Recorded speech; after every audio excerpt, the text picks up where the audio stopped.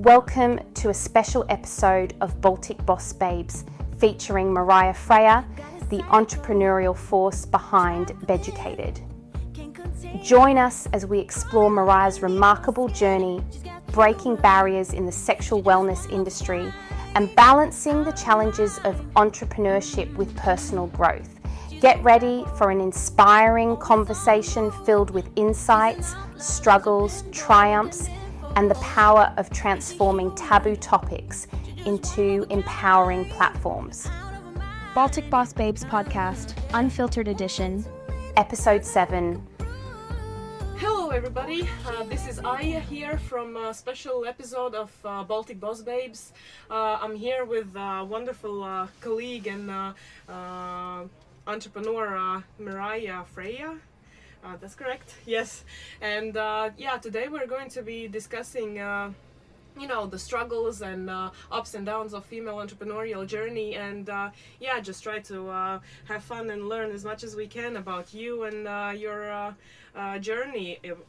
Since you have come a long way with female empowerment and entrepreneurship, as well as talking about rather taboo topic in the society about sexual wellness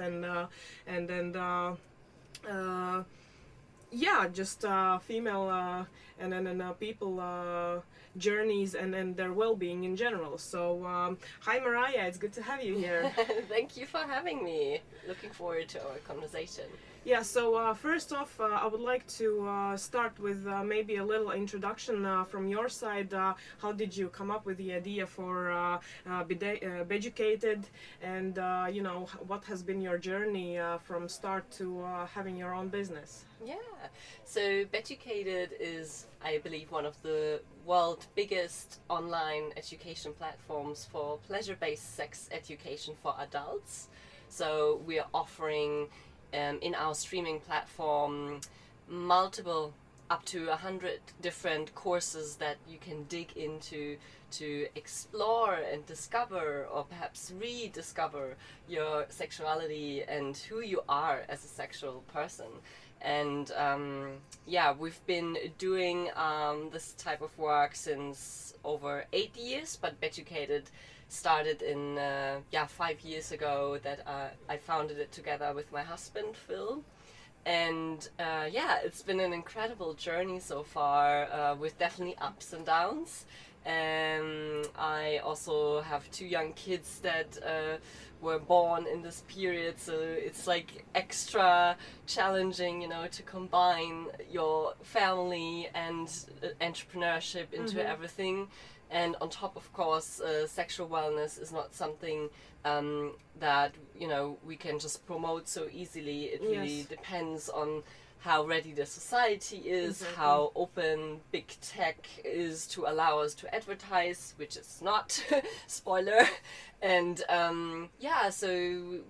we naturally had to be really creative and stubborn and resilient to still see it through. And I'm super happy where we are today, and happy to explore more on what you and your listeners want to know.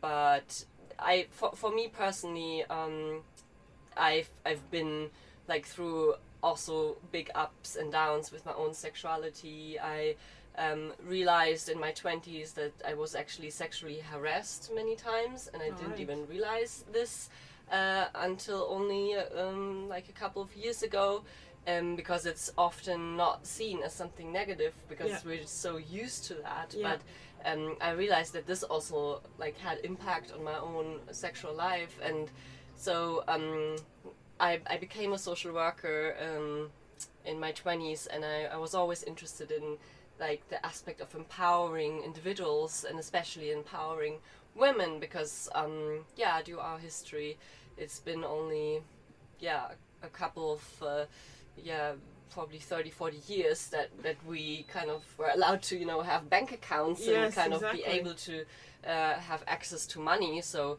I believe it's still a big fight that we have to still continue because there's still a lot of inequality happening. So that was for me a very important point to bring into my career, and then realizing along the way that sexuality is actually such a empowering tool. Absolutely. And so when I turn to experts and to work on myself, but also on my relationship, which is this year going to be 16 years anniversary. Impressive! Congratulations! Thank you. I realized that, okay, hang on, sex is actually trainable. Like, you can do something about it. You don't have to settle for the mediocre, for the normal, script that we're sort of seeing in porn or in Hollywood, but we can redefine it how we want it to be and how it works for us best. So that was a great realization, and I'm happy that Beducated was born out of this. Perfect. I'm just curious, since sex and women empowerment is still something that people don't talk about. What were the first struggles that you faced when starting Beducated, sorry, and how did you overcome them? Sorry, can you repeat the question? So what was the struggle, right? Yeah, exactly. From, what were the first challenges that you faced and how did you overcome them? And so since that is a taboo topic still in a society. Yeah, I mean, I think we have to realize that in every single country, sexuality is a taboo. Like, there's no exception. But there are many countries right now where this stigma is changing, and where we are starting to destigmatize this taboo due to the Gen Z culture, but also millennials. The very sex positive social medias are just more influential on moving this taboo forward into a more accepted topic. And I believe more and more people are starting to talk about it, starting to talk about their sexual orientation, about their perhaps Me Too experiences. Things are moving towards a more open, sex-positive culture. And in the same time, there are certain instances which we faced immediately, like big tech, Meta, Google, but also we see investors that are holding us back to reach a wider audience. So, for example, if I want to make an advertisement as a sexual education platform, I'm not allowed to, because I am against the terms of services on Meta. And that is because we also have partially some explicit content on our platform. But because our platform is for adults, we are sort of put in the same bucket as the adult industry. So that's why we've been banned twice from Meta. We also been banned twice from Instagram because we use the term sex or penis or vagina. So the sexual wellness industry started to create these like code languages, or algo speak, you could say, which kind of goes around the algorithm of not triggering the algorithm to be banned. So like on Instagram, for example, we cannot use the word sex. We use SEGGS, so segs. Okay. And it's really crazy to see that happening, because it's a systematic suppression of sexual education, which is due to the taboo, but also if we look at investors. So when we wanted to start raising money, we quickly realized that most investors are holding back on investing into a startup like that, because they might be fearing that they are associated with the adult industry, and that would like dirty their image. I mean, you could say our project is, not something dirty, because it's, it shows couples how to communicate about their love lives, about their desires.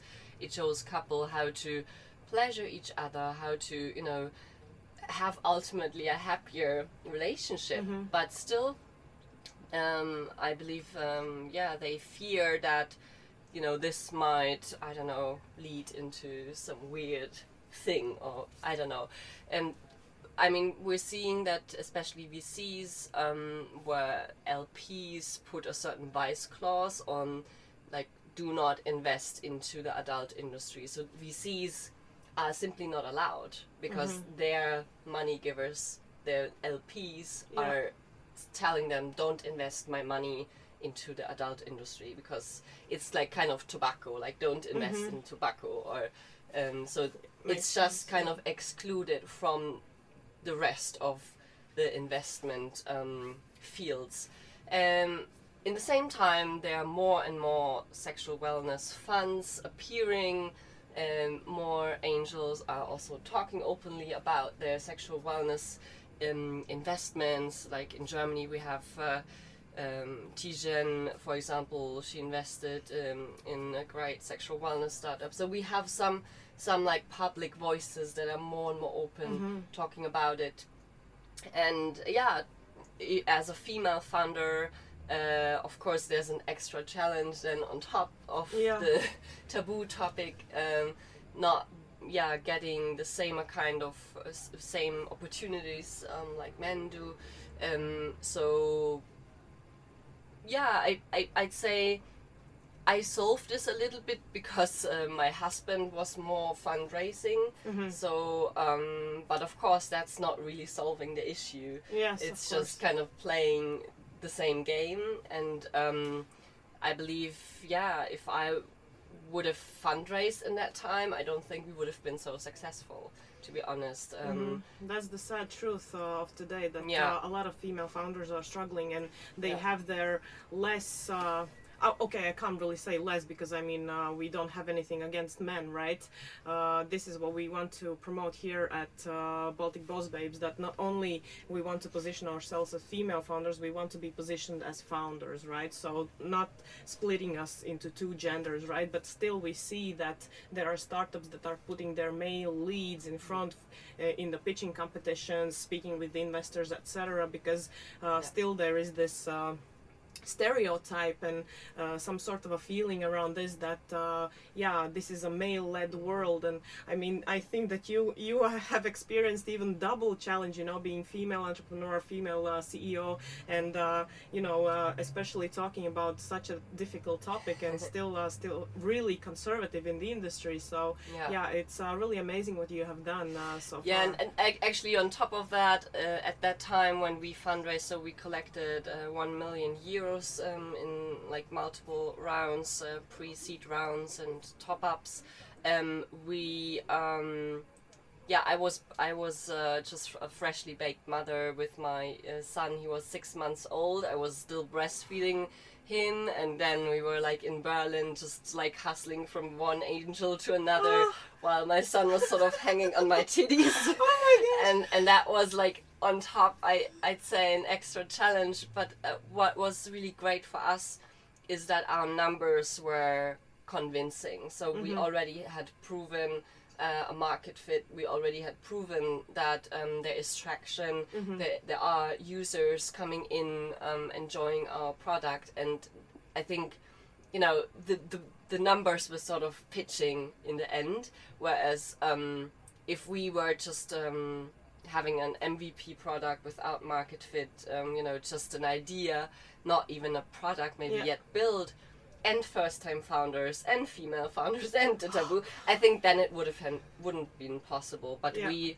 bootstrapped everything in the beginning, so invested our own money and time into the product, and I think that helped us in the end to raise then more. So if you really believe in that product and in your vision, you know, maybe sometimes your first step is to invest in it by yourself, and then make sure that you have traction in a really quick amount of time. And if that happens, then it's a really great time to start raising. And I think especially for female founders, that can be a way around it, if you just show, hey, like we managed to have 500,000 in revenue in the first year, like this is something that investors definitely want to hear. Well, yeah, I mean, usually they are focused on revenues, and actually, they are businessmen. So in the end, what the investors want, they want to have their money return in X amount of time. So if, of course, since in the end, even if it is such a taboo industry and topic, they would still be interested in the numbers. And as you said, then yes, it's completely different conversation. Yeah, in the same time, I have to say our investors, they are all angels. They are all very passionate about the topic. So I think if you find investors in a niche like this, they usually are very passionate, just because they also want to sort of move with the investments, part of society forward in a direction where they believe in. So yeah, of course, in the end, they want to make money, but they also want to have an impact, and that was actually really important for us, that we don't getting people on our deck that are only in for the money, but actually care about the mission. And yeah, we have been having great relationships with all of our investors because we hand selected them and make sure that there's really a match. So I feel like that's something that I can't stress enough if you're fundraising. Like sure, sometimes you might not have the luxury to choose, but maybe hold on to a little longer, maybe build up some more pressure, maybe some more new doors are opening up for you. Utilize your network as much as you can, and then really be able to choose the right investors, because they are ultimately can be really influential in your operative business, and really a pain if the match is not good. I was about to say, right? So actually that is very, very important, especially it's like there was somebody in one of the speaker slots saying that coming together with an investor is basically like getting married, right? So you're going to be involved with this person for a really long time, so it's very crucial that you find the right match, so that you are not starting to destroy each other after a couple of years, because either the numbers are not right, or you don't develop in the right direction as they would seem that you should do, right? So I totally agree with you. Yeah, I think I wouldn't take it so far that it's like a marriage, because usually investors are very busy with their work, so you hardly hear from them usually. But like there might be some black sheeps out there that have somewhat the time to terrorize their startup founders. But I don't know. I'd say when it comes to angels, they're usually a little more passive. I mean, unless you have an agreement that they're bringing in some knowledge, and that is a different story. Then maybe they want like supporting you and coaching you and certain things. But with VCs, for example, I think that's more like of a marriage thing, because the expectations of VCs are much higher, much more like focused on the number match and reality versus goals, and that's definitely something where you should be even more careful in picking the right one. You were talking about handpicking angel investors, and that must mean that you have had a lot of conversations with different types of angels. So how did you find the right ones, and what was the most uncomfortable conversation that you had with any of them, if you had any? Yeah, so I wasn't part of all calls because my husband was the lead in the fundraising part, but I think we were in a way lucky, because when Phil and I started out, we weren't even thinking about fundraising. We were just like starting a website, starting with SEO, like content marketing, just rolling out what we knew from before, and we sort of like it sort of developed into a bigger business.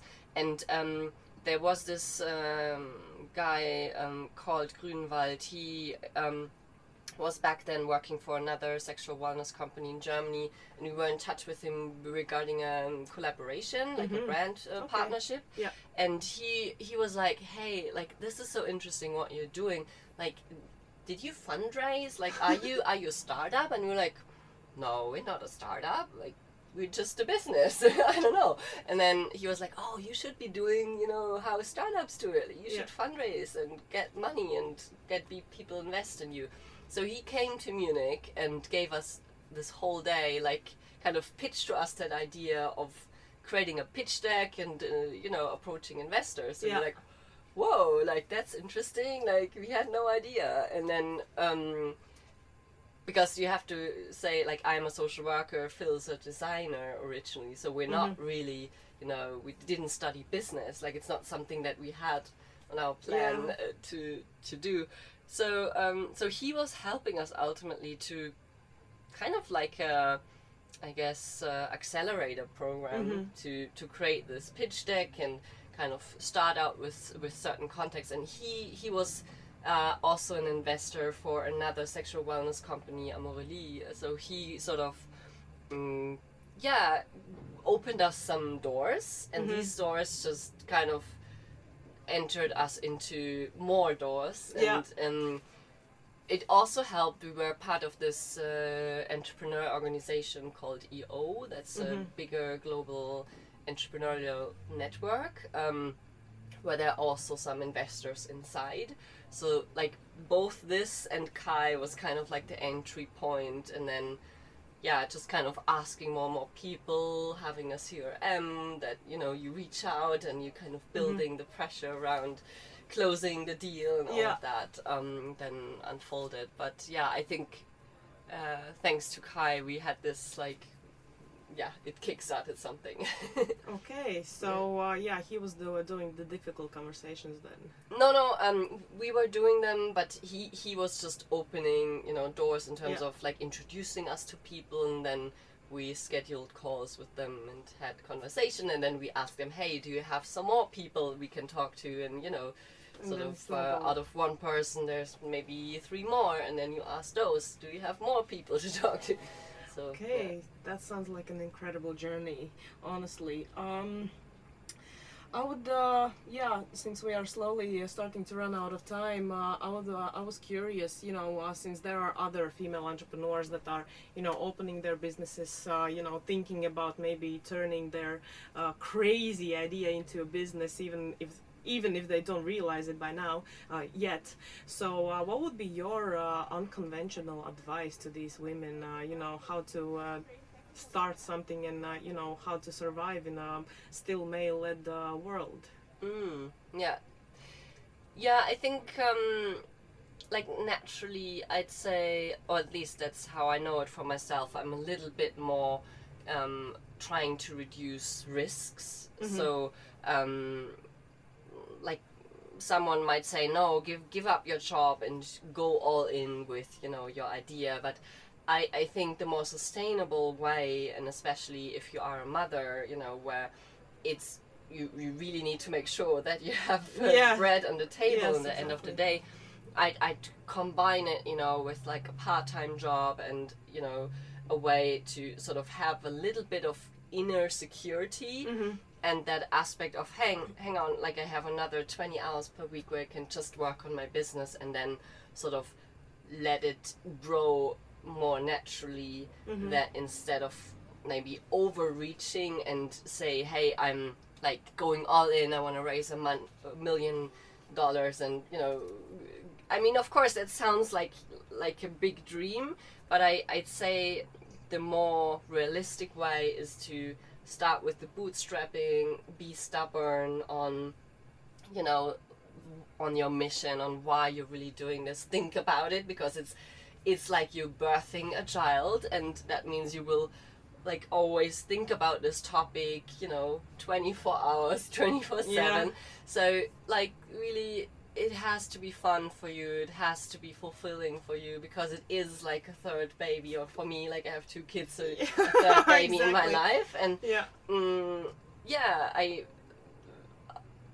I think that natural bootstrappy growth that we had in the beginning was super helpful to then speed up the growth with investments. And now after 3 years of also spending these investments, we're kind of back to the ground, a bit more grounded, continuing a little bit more in the bootstrappy way, just because of recession, and right now, you know, it's really hard to ultimately raise money, Yes, and especially in our niche anyway. So yeah, I think it's like a little boat. Like, you're not gonna build a big yacht yet, so it's better to start with a little boat, but at least it has no holes and you can navigate through it, and then you know can build up on it. And I feel like that's, in the current times, a much better way to do it, a much more realistic way to do it. Yeah, so you would say better safe than sorry, right? So yeah, I mean, if you have the luxury, of course, and you don't have any you know, money issues to spend like 1 year on something without earning anything on the side, that's great. Like, do it, like, go all in, fantastic. But for most people, that's not possible. Yeah. And that's why I think they think, oh, that's not for me. But actually, there are always ways to make it, you know, work out if you want it, and especially with combining like a part-time with your passion project. Okay, yeah, that sounds like a great advice. So ladies, the ones that are listening, and not only ladies, guys as well, so, you know, it's always good to maybe play a little bit safe in the beginning, and then, you know, see where your idea grows, because, you know, if it's meant to be, then, you know, you will find ways how to make it a success. But for sure, I can imagine that going through this journey hasn't been without any mistakes. So what has been one of the most painful mistakes that you have made? And you know, what would you do?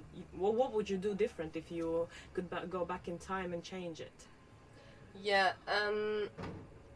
I think when we raised money at that time, that was just before the pandemic, which was still, everyone was still in the mindset, investors and startups, okay, growth. We have to grow as much as we can, so we have to spend as much as we can. And so the expectation, if you have money on your bank account from investors, is that you're also spending this money very quickly.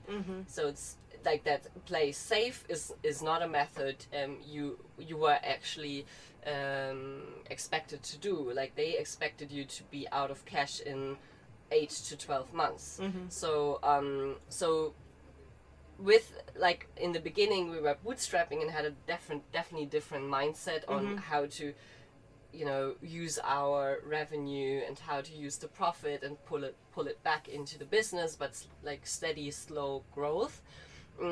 We were expected now to grow really fast, and so we spend a lot of money on the team, on Meta, on Google, and which got banned a couple of times. But I think if I were now to, you know, do it again, I would definitely be more careful on how I'd spend it. We also scaled one of our marketing channels quite quickly, and then last year we had to go 40% of that marketing team just because it was blown up too big. And that was like, just, you know, sort of on the expense, like we had to let go of people on the expense of the growth or on the expectation. So yeah, regarding the mindset, then so the expectation on the growth was just a little bit different, and I would now be spending it you know, more sustainable, less blowing up, and we had to let go 40% of that marketing team. And that was on the expense of the expectation that we had to grow fast. And you know, later on, investors were like, oh no, you shouldn't be growing fast, you should be sustainable and profitable, by the way. You know, like that sudden change from investors to grow to, oh no, now you have to be profitable, you know, was just really an intense shift of expectations. And that's why I think also Silicon Valley and many startups in the whole world had to let go of so many people, because suddenly you have to be profitable, or more or less reducing your marketing costs, and still ideally have the same type of growth, but it's almost impossible without having to sacrifice some things. Right. Yeah, so definitely that is some good advice. I mean, it's always important to monitor the situation, right, outside of your startup, and check about your wellness. Yeah, actually, I was just curious, as a last question for today, how did you handle the stress and the pressure, by trying to, raise two kids, fundraise, develop your business in such a tough niche? So how did you handle that, and did you have any struggles regarding your own personal wellness? Yeah. Um, so I think it helped me personally to go onto maternity leave for both of my kids. And so for my partner, which is also a co-founder of Beducated, like for him, I believe it was a bit harder just because he had to stem the company in the time when I was in maternity leave. And of course I was still supporting him mentally and kind of as much as I could, from advising him or supporting him, when he was struggling with certain decisions. But it was definitely, it took a toll on him for sure, like just stress wise. Now, being a remote company helped us a lot, to be honest. So the pandemic was actually a really great thing for us, because suddenly we could be much more organic in our working timings, navigating around our family. Before that, we had the whole team in our house, plus my kid. In the beginning, my son, he was still with us in the house while the whole team was there. I mean, it was a nice time because I was part of, team lunches, and I was sort of still organically interwoven into the company, even though I was like mom running around with breastfeeding and so on. So that was like a cool way to solve, that I'm like not really 100% gone. But for my daughter later, I was for 1 year completely off, because I said I really need that distance, and then I'm like gonna be supercharged and ready to jump straight in, and that helped me a lot, like a little distance from it and then coming back in. And I think what helped us is the more flexible hours for remote, having Wednesday meeting free day, which is just a blessing for everyone, because they can just also create their day more flexible. There's not like a specific timing where they need to be at. Some people have maybe doctor's appointment and work later in the evening.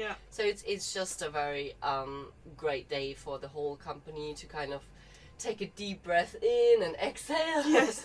And it also helps me, my partner and I, to connect with each other and have simply some more space where we can also be lovers, for example, or just work on some ideas. And that's also a great way to improve our life balance in general. Cool. So definitely worth something taking into consideration. Take your time off if you must. Don't burn yourself out.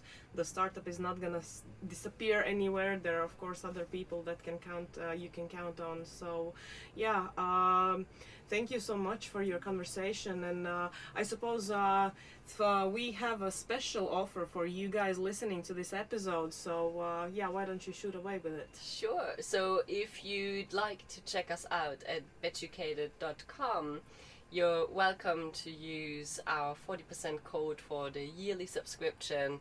It's you're saving 40%, so it's a great opportunity for you to check us out. The good thing is there's a free trial, so you can do without credit charge a free checkout, and if you still don't like it after 4 weeks, there's even a 14 days money back guarantee, so it's not really a risk for you. It's only a win for yourself and your sex life and for your relationships that you have right now or in the future. Great, thank you, Maria. It's been a pleasure to talking to you, and I mean, I hope you guys enjoyed the conversation as well, as much as I did. I mean, it's awesome to meet boss babes from all over the Europe. So yeah, Maria here is joining us from Munich in Germany. So we're talking about whole range of Baltic Sea here. So guys, yeah, don't forget to subscribe and check us out on LinkedIn, Instagram, and our website balticbossbabes.com. And thank you for listening, and we will definitely see you in 2 weeks. Bye. Bye. Thank you so much for joining us today. This episode of the Baltic Boss Babes podcast was brought to you by our supporter Workland co-working space across the Baltics. Tune in again in 2 weeks for another exciting and enlightening discussion. Don't forget to subscribe to the podcast and follow us on Instagram and LinkedIn at Baltic Boss Babes for updates and behind-the-scenes content. Stay safe, stay curious, and keep on innovating.